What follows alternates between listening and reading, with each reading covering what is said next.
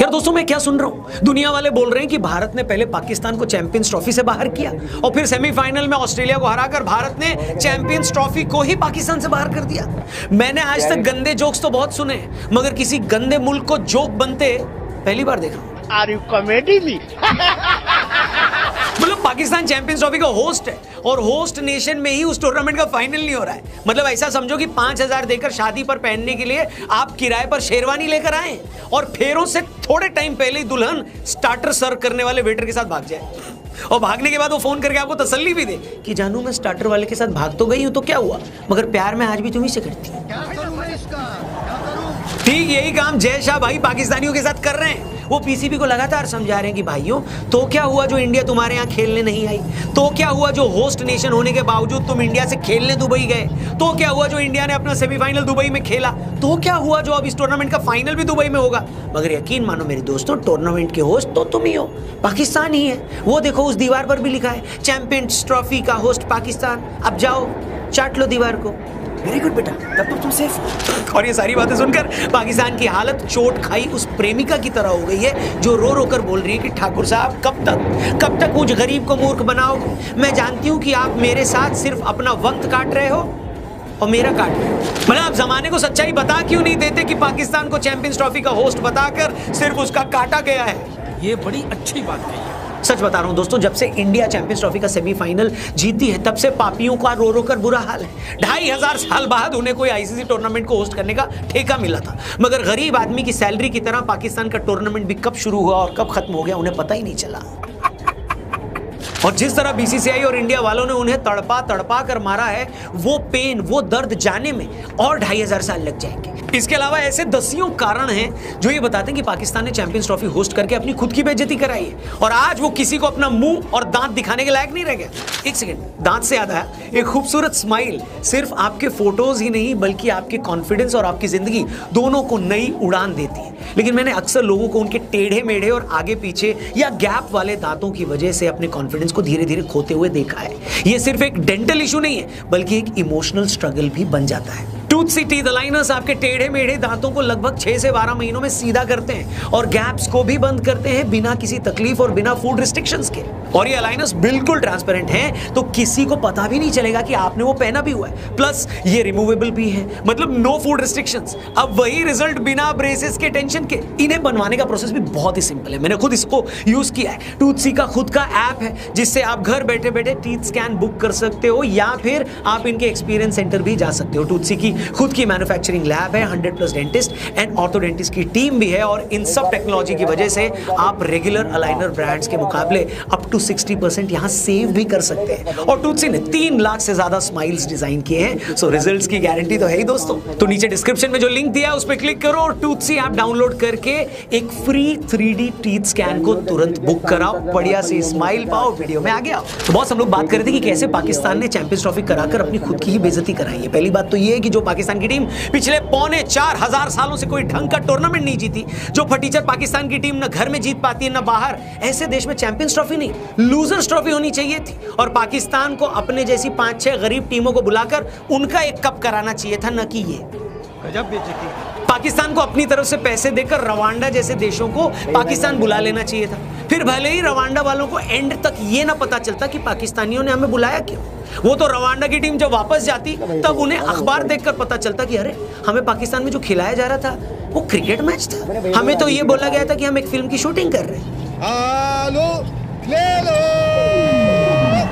हंसो मत दोस्तों, पाकिस्तान की आज जो हालत है, अगर वो सच में कोई कप जीतना चाहती है तो उसे इसी तरह अपने देश में एक लूजर्स कप कराना चाहिए था। ये चैंपियंस ट्रॉफी होस्ट कराकर ऑस्ट्रेलिया, न्यूजीलैंड और भारत जैसी टीमों को बुलाकर इनके हाथों बेइज्जती कराना, ये सब अमीरों के चोचले हैं भाई। पाकिस्तान जैसा पंचर छाप देश इसके चक्कर में कैसे पड़ गया मेरे को समझ नहीं आ रहा है। पड़ा तो पड़ा, बीसीसीआई वालों ने भी जैसे ठान ही ली थी कि बेटा हम न तुम्हें जीने देंगे और न तुम्हें मरने देंगे।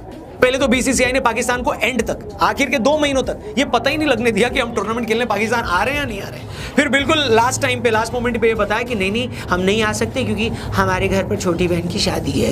ये सुनते ही पाकिस्तान जमीन पर पांव पटकते पटकते रोने लगा। उसने कहा अंकिल ऐसे कैसे, जब आपके यहाँ वर्ल्ड कप था तब हम भी तो आए थे।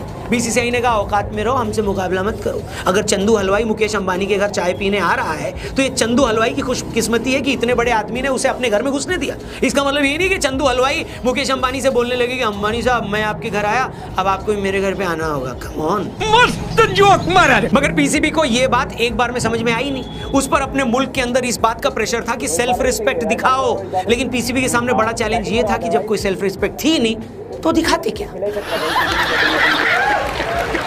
आखिरकार 2-4 दिन की बनावटी गुस्से के बाद उन्हें झक मारकर बीसीसीआई की मांग मांगनी पड़ी। इस बीच इंडियन टीम को पाकिस्तान बुलाने के चक्कर में पीसीबी वाले इतने बिजी थे कि उन्हें लास्ट टाइम पे याद आया कि अरे अभी तो स्टेडियम बना ही नहीं।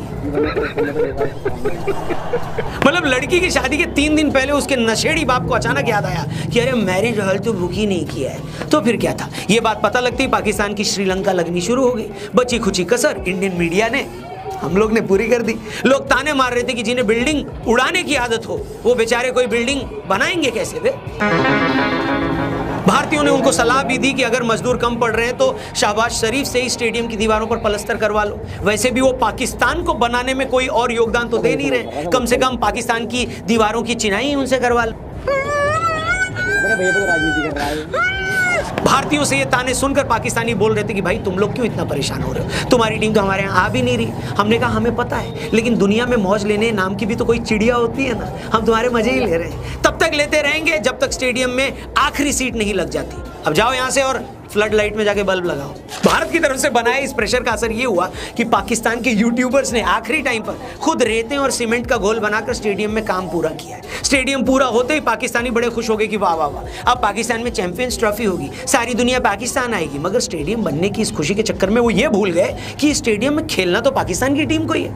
ऐसा थोड़े है कि आईसीसी कहेगी वाह तुमने अच्छा स्टेडियम बनाया, इसी खुशी में हम तुम्हें डायरेक्ट टूर्नामेंट या फाइनल में जगह दे देते हैं। ऐसा कोई रूल तो है नहीं। और इसके बाद जो हुआ है उसने जलालत की दुनिया में नया रिकॉर्ड कायम किया दोस्तों। 19 फरवरी को पाकिस्तान ने न्यूजीलैंड के खिलाफ अपना पहला मैच खेला, 60 रन से हार गई। फिर 23 फरवरी को उसका इंडिया के साथ मैच हुआ, 6 विकेट से हार गई। मतलब जिस टूर्नामेंट का पूरा पाकिस्तान 4000 सालों से इंतजार कर रहा था, उसी टूर्नामेंट से बाहर होने में उनको 4 दिन लगे। सिर्फ 2 मैच खेलकर वो पहली फुर्सत में टूर्नामेंट से निकल लिए। इससे जल्दी तो टूर्नामेंट से बाहर हुआ भी नहीं जा सकता था। दुबई में भारत के हाथों हारने के बाद वो दुनिया की पहली टीम बन गई पाकिस्तान, जिसके घर में टूर्नामेंट हो रहा था। मगर भारत से हारने के बाद वापस उन्हें अपने ही घर आना पड़ा। पाकिस्तानियों को बड़ी उम्मीद थी कि वो अपने आखिरी मैच में अपने बराबर की फटीचर टीम बांग्लादेश को हराकर दुनिया को करारा जवाब देंगे। मगर इससे पहले कि हंडिया में इस करारे जवाब का छौंक लगता, इंद्र देवता ने पानी बरसाकर पाकिस्तानियों की जिंदगी में सुख का वो तड़का भी नहीं लगने दिया। ठीक है, आखिरकार पाकिस्तान अपने ही देश में हुए टूर्नामेंट में बिना एक भी मैच जीते अपने मायके वापस लौट गया। इस बीच दूसरी टीमों के भी कई मैच बारिश की वजह से नहीं हो पाए। बारिश की वजह से ना अफ्रीका और ऑस्ट्रेलिया का मैच हो पाया, ना अफगानिस्तान और ऑस्ट्रेलिया का मैच पूरा हो पाया, और न ही पाकिस्तान और बांग्लादेश की 2 पैदल टीमें आपस में खेल पाई। वैसे कुछ लोगों का यह भी कहना है कि इन मैचों के दौरान जो बारिश हुई वो बारिश नहीं थी, बल्कि ऊपर वाला पाकिस्तान की खराब परफॉर्मेंस पर थू-थू कर रहा था।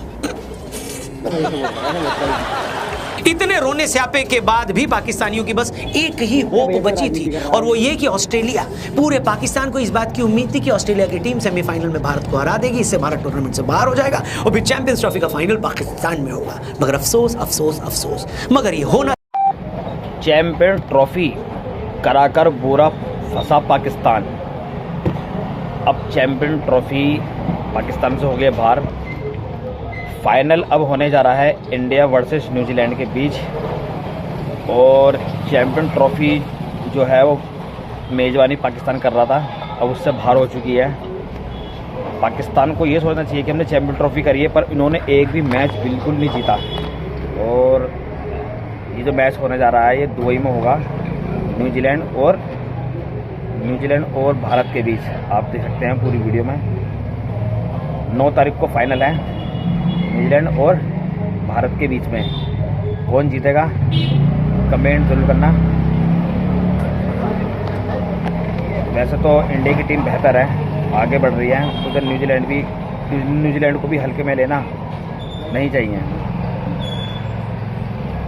खैर जो मेहनत करेगा वही जीतेगा, जो अच्छा खेलेगा वही जीतेगा। वैसे हमारी इंडिया टीम जीतेगी, हमारा भारत जो है वो चैंपियन ट्रॉफी घर लाएगा। मैच में मज़ा पूरा आना है। पाकिस्तान का तो इस टाइम बहुत बुरा हाल है, मेज़बानी करके भी वे कुछ नहीं जीता, एक मैच भी नहीं जीती। क्लास के लिए इतना ही, मिलता है फिर अगली वीडियो में। जय हिंद जय भारत।